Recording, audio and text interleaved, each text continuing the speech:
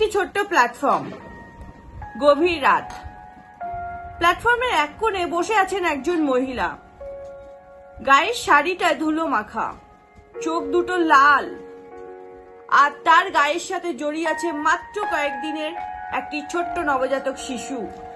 তার কাছে নেই টাকা, নেই খাবার, নেই থাকার মতো কোনো ঠিকানা। আর তার চেয়েও ভয়ঙ্কর সত্য হলো, এই পৃথিবীতে এমন একটা জনও মানুষ ছিল না যে তাকে নিজের বলে গ্রহণ করবে। ভাবুন তো, যে নারী একদিন নিজের সন্তানকে সামান্য একটু দুধও খাওয়াতে পারছিলেন না, সেই নারী কি একদিন হাজার হাজার অনাথ শিশুর মা হয়ে উঠতে পারবে? বিষয়টি শুনতে অসম্ভব লাগলেও সবসময় এই বিস্ময়কর সত্যগুলি ঠিক এইভাবেই শুরু হয়েছিল। সেই রাতের পর এই নারীকে বহুবার ক্ষুধার জ্বালা সহ্য করতে হয়েছে, এমনকি স্টেশনে ঘুরে ঘুরে বেড়াতে হয়েছে। এর থেকে কঠিন বাস্তব হলো, ওনাকে বহুবার ক্ষুধার জ্বালায় গরুর খাবার পর্যন্ত খেতে হয়েছে বলে তিনি বারবার নিজের স্মৃতিচারণ করেছেন। কিন্তু আশ্চর্যের বিষয় হলো, যখন তিনি নিজের জীবনকে নিয়ে লড়াই করছিলেন, তখন তার মধ্যে জন্ম হয়েছিল এক অদ্ভুত সিদ্ধান্তের। একটি সিদ্ধান্ত যা শুধুমাত্র তার নিজের জীবনই বদলে দেয়নি, বদলে দিয়েছে হাজার হাজার অনাথ শিশুর জীবনও। হাজার হাজার মানুষ তাকে আজ ডাকে অনাথদের মা বলে। হ্যাঁ, অনাথদের মা, এই কথাটি বলে তাকে আজ সম্বোধন করা হয়। কিন্তু এটি সম্ভব হলো কিভাবে? একজন গৃহিণী, একজন পরিত্যক্তা, একজন অপমানিত নারী কিভাবে ভারতের ইতিহাসে মানবতার অন্যতম উজ্জ্বল প্রতীক হয়ে উঠলেন? কেন সেই দিন, সেই ঘটনা তাকে ভিতর থেকে ভেঙে না দিয়ে তাকে আরো শক্ত করে তুলেছিল? আর কেনই বা আজ সিন্ধুতাই সাপকালের জীবন কাহিনী শুনলে লক্ষ লক্ষ মানুষের চোখ ভিজে ওঠে? এই প্রশ্নগুলির উত্তর খুঁজে পেতে আমাদেরকে ফিরে যেতে হবে বহু বছর আগে। আমি স্মৃতি চলে এসেছি আপনাদের সামনে আরো একটি নতুন ভিডিও নিয়ে। 1948 সাল 14ই নভেম্বর মহারাষ্ট্রের ওয়ার্ধা জেলার একটি ছোট্ট গ্রামে জন্ম হয় এক ছোট্ট শিশু কন্যার, আজ যার নাম কোটি কোটি মানুষ শ্রদ্ধার সঙ্গে উচ্চারণ করে, সিন্ধুতাই সাপকাল। কিন্তু তার জন্মের দিনটা কোনো আনন্দের ছিল না, কারণ তিনি ছেলে ছিলেন না। সে সময় বহু পরিবার মনে করতেন কন্যা সন্তান জন্মানো মানেই বোঝা। আর সিন্ধুতাইয়ের পরিবারও এই মানসিকতার ব্যতিক্রমী ছিলেন না। এমনকি তার পরিবারের লোকজনও তাকে কোনো আদরের নামে ডাকেননি, বরঞ্চ তাকে এমন একটি নাম দেওয়া হয়েছিল যে নামের অর্থ ছিল অপ্রয়োজনীয় বা অবাঞ্ছিত। নামের অর্থটি তাকে বলে দিচ্ছে যে তুমি অপ্রয়োজনীয় বা তুমি অবাঞ্ছিত, এই পৃথিবীতে তোমার কোনো জায়গা নেই। কিন্তু সবাই একই রকম ছিলেন না। তার বাবা অভিমানজি শেঠ, যিনি বিশ্বাস করতেন মেয়েরাও শেখার অধিকার রাখে। যদিও সংসার ছিল দারিদ্র আর সমাজ ছিল কুসংস্কারের প্রাচীর, তবুও তিনি সুযোগ পেলেই ছোট্ট সিন্ধুতাইকে স্কুলে পাঠাতেন। স্কুল বলতে আজকের মতো বড় বড় ভবন ছিল না বা বড় বড় বিল্ডিং ছিল না। তখনকার স্কুল ছিল মাটির মেঝে, ছোট্ট একটি সাধারণ ঘর, হাতে ছিল স্লেট আর চোখে ছিল স্বপ্ন। সিন্ধুতাই পড়াশোনা করতে ভালোবাসতেন, নতুন কিছু শেখার প্রতি তার ছিল আদম্য আগ্রহ। কিন্তু সেই স্বপ্ন বেশি দিন টিকল না। পরিবারে অর্থকষ্ট বাড়তে লাগলো। বাড়ির কাজ, গবাদি পশুচারণা ও সংসারের সমস্ত দায়িত্ব ধীরে ধীরে চাপিয়ে দেওয়া হলো তার সেই ছোট্ট কাঁধে। অবশেষে তার পড়াশোনা থেমে গেল মাত্র 4র্থ শ্রেণীতে। একটি মেয়ের শিক্ষা থেমে গেল। কিন্তু এখন প্রশ্ন হলো, তার স্বপ্ন কি সেখানেই থেমে গেছিল? না, বরং তার জীবনের সবচেয়ে কঠিন অধ্যায় এখনো শুরুই হয়নি। বয়সে যখন অন্যান্য শিশুরা খেলাধুলা নিয়ে ব্যস্ত থাকে, তখন সিন্ধুতাইকে বিয়ে দিয়ে দেওয়া হয়েছিল। আর এই বিয়ে তার জীবনের কোনো নতুন অধ্যায় খুলে দেয়নি, বরঞ্চ তার জীবনের এমন এক অন্ধকার গলিতে নিয়ে দাঁড় করিয়েছিল যেখান থেকে ফিরে আসা ছিল প্রায় অসম্ভব। আর এই অন্ধকারের শুরুটা ছিল মাত্র 12 বছর বয়সে। হ্যাঁ, মাত্র 12 বছর। যে বয়সে একটি মেয়ের হাতে থাকার কথা বই খাতা বা হাজার স্বপ্ন, কিন্তু সেই বয়সেই তার হাতে তুলে দেওয়া হয়েছিল সংসারের দায়িত্ব।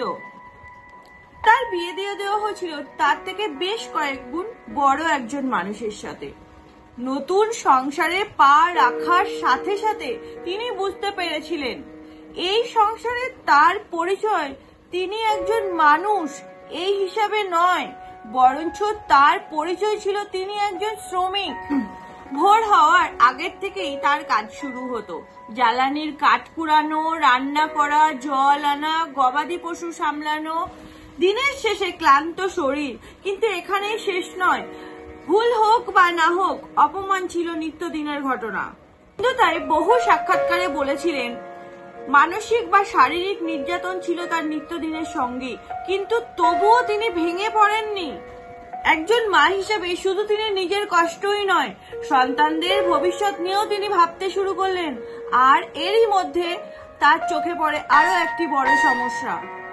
স্থানীয় আদিবাসী ও দরিদ্র মানুষদের অধিকার নিয়ে নানান অনিয়মের অভিযোগ ছিল, কিন্তু সিন্ধু তাই কোনো অনিয়ম দেখলে চুপ করে থাকতে পারতেন না। তিনি অন্যায়ের বিরুদ্ধে প্রতিবাদ করতেন।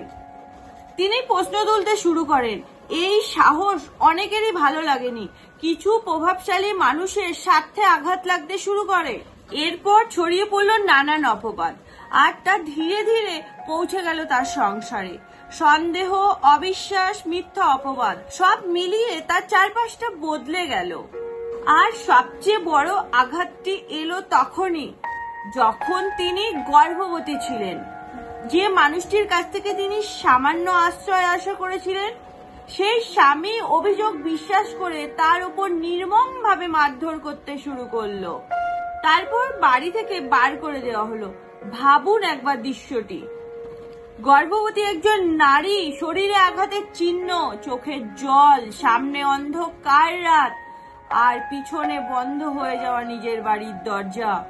সেই মুহূর্তে তার কাছে ছিল না কোনো নিরাপদ আশ্রয়, ছিল না কোনো পরিবারের সমর্থন, ছিল না এমন কোনো কাঁধ যে কাঁধের ওপর তিনি মাথা রেখে বলতে পারেন আমি আর পারছি না।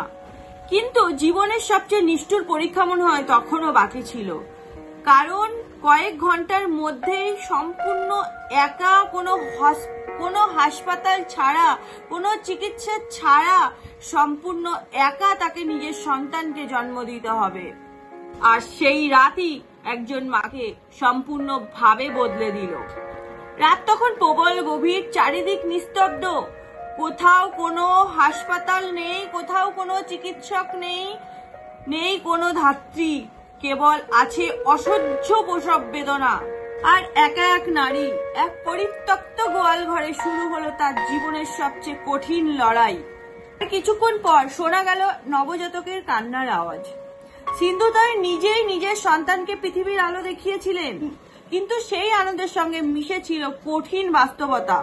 পরে তিনি একটি সাক্ষাৎকারে স্মৃতিচারণ করে বলেছেন যে সন্তান জন্ম দেবার পর নারী কাটার জন্য সেখানে ছিল না কোনো ধারালো অস্ত্র, তিনি সাহায্য নিয়েছিলেন একটি পাথরের।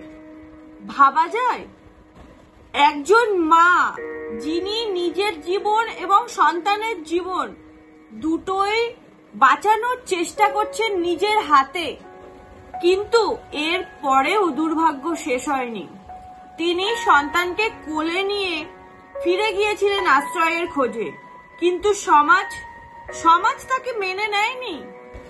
সেই সময় অনেকেই মুখ ফিরিয়ে নিয়েছিল, কেউ বিশ্বাস করেনি তার কথা, কেউ এগিয়ে এলো না তাকে সাহায্য করার জন্য। শেষ পর্যন্ত তাকে বেঁচে থাকার জন্য রেল স্টেশন থেকে অন্য রেল স্টেশন ঘুরে বেড়াতে হচ্ছে, হাত পাততে হচ্ছে, ভিক্ষা করতে হচ্ছে। স্টেশনের প্ল্যাটফর্মেই হয়ে উঠেছিল তার থাকার জায়গা। দিনের পর দিন তিনি একা হাতে মেয়েকে আগলে রেখেছেন, আর অন্য হাতে চেয়েছেন খাবার। তো আশ্চর্যের বিষয় হলো, এই সময় তার চোখে পড়তে শুরু করে আরো কিছু মুখ, এমন সব শিশু যাদের কেউ নেই, কেউ তাদের নাম ধরে ডাকে না, কেউ তাদের খোঁজ করে না, কেউ তাদের খোঁজ নেয় না যে রাতে তারা খেয়েছে কিনা। সিন্ধু তাই ধীরে ধীরে বুঝতে পারলেন যে তিনি একা নন, তার মতো অসংখ্য শিশু এই পৃথিবীতে অসহায়। আর ঠিক তখনই তার মনে জন্ম নিল এক অসাধারণ ভাবনার, আর আমি যদি একা বেঁচে থাকতে পারি তাহলে এই অসহায় শিশুগুলোকেও কি আমি একা ফেলে রাখতে পারি? এটি শুধু তার প্রশ্ন নয়, আর এটি ছিল তার জীবনের মোড় ঘুরিয়ে দেওয়ার একটি মুহূর্ত। নিজের ক্ষুধার থেকে বড় হয়ে উঠল অন্যের ক্ষুধা, নিজের দুঃখের থেকে তার কাছে এখন বড় হয়ে দাঁড়িয়েছে অন্যের ভবিষ্যৎ। কিন্তু একটি বড় সমস্যা রয়েই গেল। যার নিজের থাকার জন্য, মাথা গোজার জন্য নির্দিষ্ট কোনো ঠাঁই ছিল না, যার নিজের সন্তানের মুখে তুলে দেওয়ার মতো পর্যাপ্ত খাবার ছিল না, সে কিভাবে অন্য শিশুদের দায়িত্ব নেবে? আর এই অসম্ভবকে সম্ভব করে দেখিয়েছিলেন একজন মা। তার মনে বারবার একটাই প্রশ্ন আসতে শুরু করে যে একজন মা কি শুধু তার নিজের সন্তানের মা? একজন মা যে কি শুধুমাত্র নিজের সন্তানের মা, নাকি যে প্রচুর মানুষকে, হাজার হাজার মানুষকে ভালোবাসা দিতে পারে সেই প্রকৃত মা? এরপর সিন্ধু তাই এমন এক সিদ্ধান্ত নিলেন যা হাজার হাজার মানুষের মনকে স্তব্ধ করে দিল। তিনি বুঝতে পেরেছিলেন যে তিনি যদি নিজের সন্তানকে সঙ্গে রাখেন তাহলে এই সব অনাথ শিশুরা হয়তো ভাবতে পারে যে একজন মা সে নিজের সন্তানকেই বেশি ভালোবাসেন। তাই তিনি একটি চরম সিদ্ধান্তে পৌঁছান। তাই তিনি নিজের কন্যা মমতাকে একটি শিক্ষা প্রতিষ্ঠানে বড় হওয়ার সুযোগ করে দেন, যাতে তিনি এই সমস্ত অনাথ শিশুদের পাশে সমানভাবে দাঁড়াতে পারে। আর এই সিদ্ধান্ত একজন মায়ের কাছে ঠিক কতটা কঠিন বা আত্মত্যাগের হতে পারে সেটি একটি মা ছাড়া আর কেউ সঠিকভাবে বুঝতে পারবে না। আর এরপর শুরু হয় নতুন পথ চলা। স্টেশন, মন্দির, রাস্তাঘাট, যেখানেই তিনি অসহায় অনাথ শিশুদেরকে দেখেছেন সেখানেই তিনি এগিয়ে গেছেন। কখনো কোলে তুলে নিয়েছেন, তো কখনো খাবার জোগাড় করেছেন, কখনো মাথায় হাত রেখে বলেছেন ভয় পেও না, তুমি একা নও। একজন, দুজন, 10 জন, এইভাবে ধীরে ধীরে সংখ্যা বাড়তে শুরু করলো। যে নারী একদিন স্টেশনে ঘুরে ঘুরে নিজের পেট চালাতেন, নিজের আশ্রয়ের খোঁজ করতেন, সেই নারী একদিন শত শত অনাথ শিশুর আশ্রয় ও ভবিষ্যতের ঠিকানা গড়ে তুলতে সাহায্য করছেন। কথাগুলি শুনতে যতটা সহজ মনে হচ্ছে, বাস্তবটা এতটাও সহজ ছিল না। তাকে প্রচুর পরিমাণে সংগ্রাম করে কাজটি চালিয়ে যেতে হচ্ছিল। প্রতিদিন ছিল নতুন নতুন সংগ্রামের জীবন। কখনো ছিল খাদ্যের অভাব, তো কখনো ছিল জায়গার অভাব, কখনো বা ছিল অর্থের অভাব। তবুও তিনি থামেননি। বিভিন্ন জায়গায় বক্তৃতা দিয়েছেন, সমাজের দরজায় দরজায় গিয়েছেন, বিভিন্ন মানুষের কাছে সাহায্য চেয়েছেন, কিন্তু তবুও তিনি থামেননি। ধীরে ধীরে মানুষ বুঝতে শুরু করলো যে এই নারী নিজের জন্য কোনো সাহায্য চাইছে না, এমন কিছু শিশুদের জন্য সাহায্য চাইছে যাদের পাশে দাঁড়ানোর মতো কোনো মানুষ নেই। ধীরে ধীরে মানুষ সেটি রিয়ালাইজ করতে শুরু করে এবং মানুষ সাহায্যের হাতও বাড়িয়ে দিতে শুরু করে। সময়ের সাথে সাথে উদ্যোক্তা বাড়তে থাকে। অনাথ শিশুদের জন্য একের পর এক আশ্রয় কেন্দ্র গড়ে উঠতে শুরু করে। হাজারেরও বেশি শিশু তার স্নেহ, শিক্ষা ও আশ্রয়ে বড় হতে শুরু করে। ধীরে ধীরে কেউ আইনজীবী হয়, তো কেউ শিক্ষক হয়, তো কেউ চিকিৎসক হয়। আর তারাই সিন্ধুতাইকে একটি নামেই ডাকতেন, যে নামটি হলো মাই। মাই বলে তারা সিন্ধুতাইকে সম্বোধন করতেন। মাই কথার অর্থ হলো মা। এই একটি শব্দের মধ্যে লুকিয়ে আছে হাজার হাজার জীবনের গল্প। আর এইভাবেই একদিন যে নারীকে ঘর থেকে বার করে দেওয়া হয়েছিল, ঘরে যার কোনো জায়গা হয়নি, সেই নারী হাজার হাজার শিশুকে ঘর দিলেন। যে সমাজ একদিন তাকে অস্বীকার করেছিলেন, সেই সমাজের অসংখ্য পরিত্যক্ত শিশুর মা হয়ে উঠলেন তিনি। এ যেন ঈশ্বরের এক অদ্ভুত পরিহাস। কিন্তু গল্প এখানেই শেষ নয়। ধীরে ধীরে তার কাজ শুধু মানুষের মনই জয় করেনি, সারা দেশে তার মানব সেবার কাজ ছড়িয়ে পড়ল। আর এরপর এলো সেই স্বীকৃতি যা প্রমাণ করে মানবতার জন্য কোনো ত্যাগই বৃথা যায় না। তিনি আমাদেরকে শেখায় ধন সম্পদই মানুষের পরিচয় নয়, সব থেকে বড় পরিচয় মানুষের পাশে দাঁড়ানোর সাহস। যে নারীকে একদিন সমাজ প্রত্যাখ্যান করেছিল, সমাজ যার কোনো স্থান দেয়নি সেই নারী একদিন হয়ে ওঠে হাজার হাজার শিশুর মা, সত্যিকারের মা।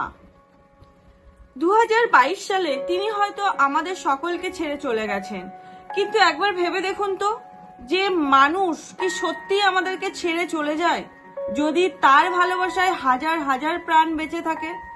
হয়তো ঠিক এই কারণেই সিন্ধুতাই সপকাল আজও মানবতার ইতিহাসে একজন জীবন্ত প্রতীক হয়ে রয়ে গেছেন। এই ভিডিওটি শেষ করার আগে আমি একটি কথাই বলবো, যে একটি মানুষের জীবন বদলাতে বেশি কিছু লাগে না, বেশি সময়ও লাগে না, লাগে শুধুমাত্র নিজের ওপর আত্মবিশ্বাস আর সহানুভূতির হাত। ব্যাস, এটি মানুষের পুরো পৃথিবী বদলে দিতে পারে। আমি জানি না আমার ভিডিও আপনাদের কেমন লাগছে। যদি আমার ভিডিও আপনাদের ভালো লাগে তাহলে কমেন্ট করে জানাবেন, আর যদি খারাপ লাগে সেটাও আপনারা কি খারাপ লেগেছে কমেন্ট করে জানাবেন। আর সাবস্ক্রাইব করে আমাকে আরো ইন্সপিরেশন যোগাবেন, যাতে আমি আরো এই ধরনের নতুন নতুন ভিডিও আপনাদের সামনে আনতে পারি। আর সিন্ধুতাই সপকালের ভিডিওটিও যদি আপনাদের ভালো লাগে তাহলে লাইক করে আমার পাশে থাকবেন। দেখা হচ্ছে আরো একটি নতুন ভিডিওতে, ততক্ষণে সকলে ভালো থাকবেন।